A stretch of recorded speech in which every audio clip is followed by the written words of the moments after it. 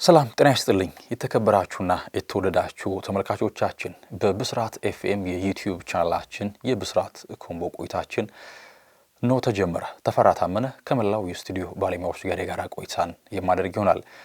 ዛሬ በእግር ኳስ ወዳጆች ዘንድ በትኩረት የሚጠበቀው ታላቁ እንግዲህ እግር ኳስ ድግስ በሀገረ ስፔን ባስክ ግዛት በሳን ማሜስ የፍጻሜው ጨዋታ ይከናወናል። ሁለቱን የእንግሊዝ ተወካዮች ማንቸስተር ዩናይትድ እና ቶተንሃም ስፐርስ ያፋልማል። ሁለቱም ክለቦች በዩሮፓ ሊግ ዋንጫን ማሳካት የቻሉ ክለቦች ናቸው። በሌላ መንገድ ግን በዘንድሮው የውድድር ዓመት በታሪካቸው ማስታወስ የማይፈልጉትን የውድድር ዓመት እያሳለፉ ይገኛሉ። ሊቋጭም የአንድ ሳምንት ዕድሜ ብቻ ቀርቶታል ፕሪሚየር ሊጉ። ሁለቱም በደረጃው 16 እና 17ኛ ደረጃን ይዘው ነው ለዩሮፓ ሊግ ፍጻሜ መድረስ የቻሉት።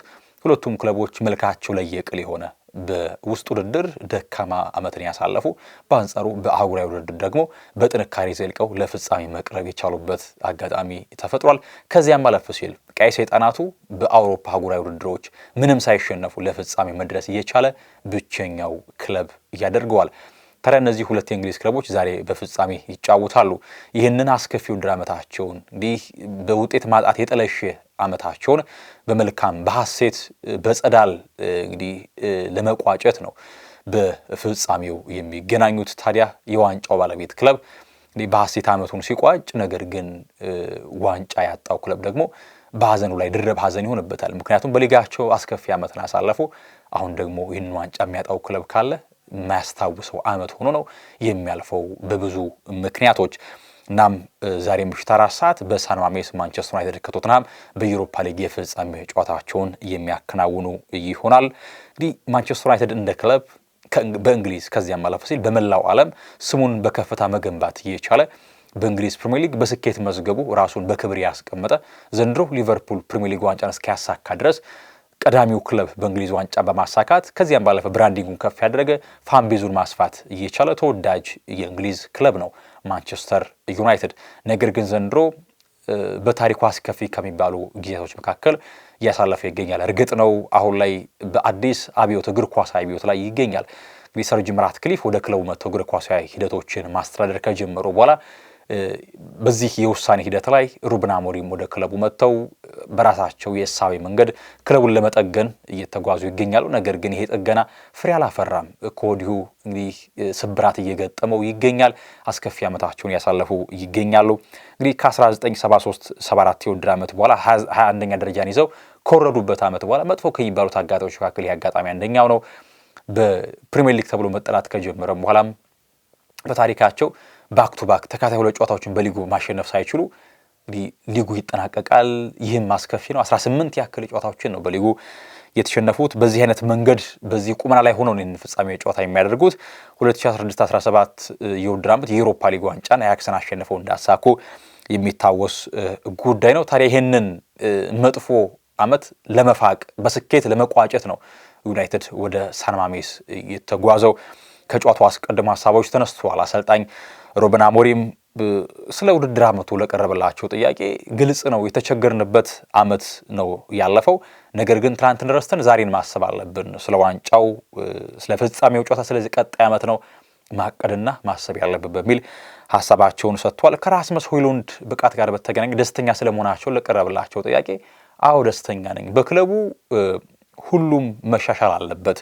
እናም ከኳስ ጋር ባለው ሂደት የጋራ ኳሶችን ለማሸነፍ በሚያደርገው ጥረት ግን ራሱን ማሻሻል አለበት። ጠንክሮ የሚሰራ ከሆነ በተሻለ ቁመና ላይ መገኘት ይችላል ራስመስ ሆይሉንድ በሚሉ ሩበን አሞሪም ሀሳባቸውን ሰጥቷል። ከዚህም ባለፈ ይህን ዋንጫ ማሳካታቸው በክለቡ ስለሚቀይረው ነገር ለቀረበላቸው ጥያቄ እንግዲህ ክረምቱን ሊቀይር ይችላል፣ ነገር ግን ይህንን ደካማ ዓመታችንን እንግዲህ ይህን ችግራችን ሊቀርፍልን አይችልም በሚል ሀሳባቸውን እንደዚሁ ሰጥቷል ሩበን አሞሪም።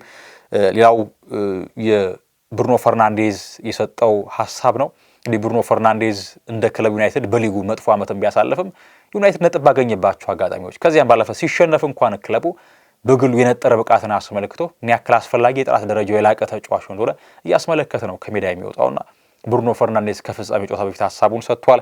እንደርሱ ሀሳብ ከሆነ እንዲህ ሁሉም ተጫዋች ለማንቸስተር ዩናይትድ መጫወት ይፈልጋል፣ ይሄ የሚቀየር ነገር አይደለም በሚል ሀሳቡን ሰጥቷል። ወደ ዩናይትድ ዋንጫዎችን ማምጣት እንፈልጋለን፣ በሁሉም ረገድ የበላይ መሆን እንፈልጋለን። ዩሮፓ ሊግ ዋንጫ ብቻ ማሳካት ሳይሆን በምንሳተፍበት ውድድር በሙሉ ዋንጫዎችን ማሳካት እንፈልጋለን በሚል ሐሳቡን ሰጥቷል ብሩኖ ፈርናንዴዝ። በጎ ዜናዎችም ተሰምቷል። በዩናይትድ በኩል ጉዳት ላይ የነበሩ ተጫዋቾች ጆሹዋ ዚርክዜ፣ ዲያጎ ዳሎና ሌኒዮሮ ለጨዋታ ዝግጁ መሆናቸውና ወደ ስፔን መጓዛቸውንም ታማኝ መረጃ ምንጮች ገልጸዋል። ጤንነታቸውንም ሩበን አሞሪም እንደዚሁ አሳውቀዋል። ነገር ግን ማቲያስ ደሌ እንደዚሁ በጉዳት ለጨዋታው እንደማይደርስ ነው የተነገረው። እንግዲህ በቶተንሃም በኩልም እንደ ዩናይትድ ሁሉ አስከፊ የሊግ ዓመትን ነው ያሳለፈው። በታሪኩ በሁሉም ውድድር የተሸነፈው ከፍተኛው ቁጥር 25 ጨዋታዎችን የተሸነፈው። ታዲያ ይህንን መጥፎ ክብረ ወሰን ተጋርቷል ዘንድሮ ቶተንሃም በውድድር ዓመቱ 25 ያክል ጨዋታዎችን በሁሉም ውድድር የተሸነፈበት ዓመት ሆኗል። ይህ ደግሞ መጥፎ ክብረ ወሰን ነው። እንግዲህ ቶተንሃም ስፐርስ የዋንጫ ነጥላ ካለባቸው ክለቦች መካከል አንደኛው ነው። ዋንጫዎችን ለማሳካት ቅርብ ያልሆነ ዋንጫ ካሳካ ሜጀር ትሮፊ አሊያም ደግሞ እንግዲህ ከፍ ያለ ዋንጫን ካሳካ 17 ያክል ዓመታት ተቆጥሯል። 2008 ላይ ነበር ለመጨረሻ ጊዜ በሊግ ካፕ ውድድር ቸልሲን በማሸነፍ የዋንጫ ባለቤት መሆን የቻለው። ከዚህ ዓመት በኋላ ግን ምንም አይነት ዋንጫ ማሳካት አልቻለም።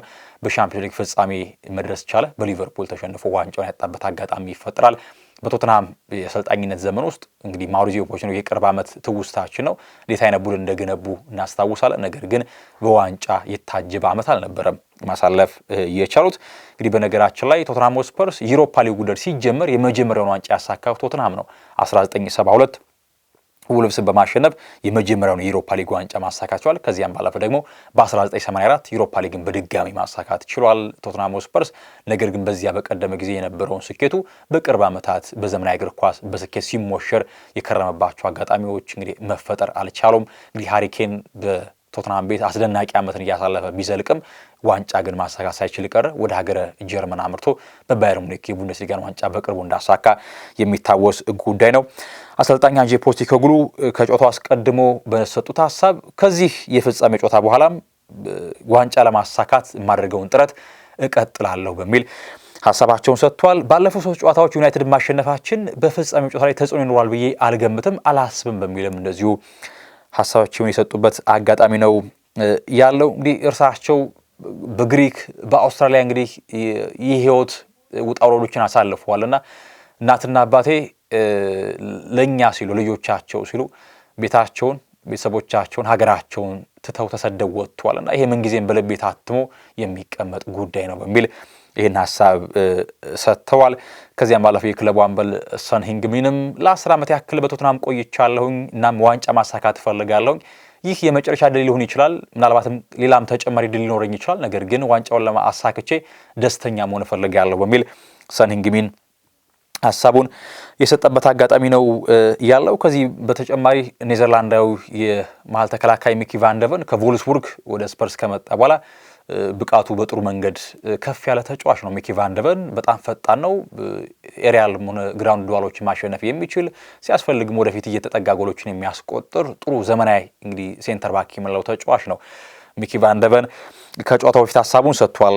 በሰጠው ሀሳብ ወደ ቶተንሃም ስትፈርም ቶተንሃም ስትቀላቀል ብዙዎች ዋንጫ ማሳካት እንግዲህ አትችልም ብለው ይስቁባል፣ ይሳለቁባል። ነገር ግን ይህ ስብስብ ይህ ስታፍ አባል ግን ለደጋፊዎች ለክለቡ እንግዲህ ዋንጫን ማሳካት እንደሚችል ያምናል በሚል ሚኪ ቫንደቨን ሀሳቡን ሰጥቷል። የጉዳት ሁነትን ስንመለከት ሉካስ በርግቫል ለጨዋታው እንደማይደርስ ታውቋል።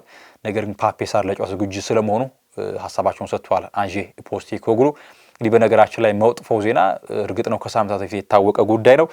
በቶተንሃም በኩል የጄምስ ማዲሰን እና የዲዣን ክሎሶቭስኪ አለመኖር እጅግ መጥፎ ዜና ነው ለቶተንሃም። ሁለቱም በተለይ የቶተንሃም የማጥቃት ሂደት ላይ እጅግ አስፈላጊ ተጫዋች ነው። ዲያን ክሎሶቭስኪ ድሪብል ማድረግ የሚችል እንግዲህ ኳሶችን አቋርጦ ለጓደኞቹ ማቀበል የሚችል በሳል ተጫዋች ነው። በአንጻሩ እንግዲህ ጄምስ ማዲሰን አክርሮ ወደ ጎል የሚልካቸው ኳሶች ብስለቱ፣ ብልሃቱ ለቶተንሃም እጅግ ጠቃሚ ነበር። ነገር ግን ብዙ ማጣትን ነው የሚያስከትለው የዲያን ክሎሶቭስኪና የጄምስ ማዲሰን በስብስቡ ውስጥ አለመኖር።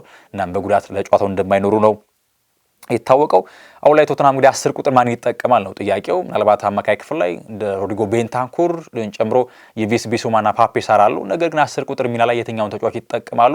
ቀጣይ የአንዤ ትልቁ ራስ ምታት ሊሆን እንደሚችል ይታሳል። ምክንያቱም የማዲሰንና የክሎሶቭስኪ አለመኖር የፈጠራ አቅማቸው ላይ እንዲዳከሙ ያደርጋቸዋል ተብሎ ይታሰባል።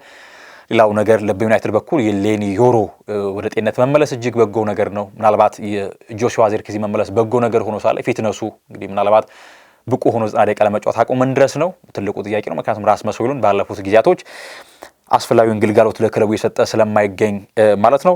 በነገራችን ላይ ከ50 ሺህ እስከ 80 ሺህ የሚደርሱ ደጋፊዎች ወደ ስፔን ሳን ማሜስ እንደተመሙ ነው መረጃዎች የሚያሳዩት። ትናንት በነገራችን ላይ በማህበራዊ ስር ገጾች ላይ አንድ ተንቀሳቃሽ ምስል ስመለከት ነበረ። የቶተንሃምና ዩናይትድ ደጋፊዎች ጸብ ውስጥ ገብተው የተለያዩ ቁሳቁሶችንም ሲወራወሩ ተመልክተናል። በተለያዩ ስፍራዎች እየተቀመጡ እየተዝናኑ ክለባቸውን የሚያወድስ የሚደግፍ መዝሙሮችን ህብረ ዝማሬዎችን ይዘምራሉ። ታዲያ ተጠገባዎች ይነሳሉ፣ ጸቦች ይፈጠራሉ፣ ይጫራሉ። ከዚያም ባለፈ በቶተንሃም በኩል የዴሊ አሊን ስም እየጠሩም ሲዘምሩ ስንመለከት ነበር። እናም ጸቦች ለጸብ ሲጋበዙ ቁሳቁሶችንም ሲወራወሩ ትላንት እንግዲህ አመሻሽ ላይ የወጣው ተንቀሳቃሽ ምስል ይህንን ያሳይ ነበረ።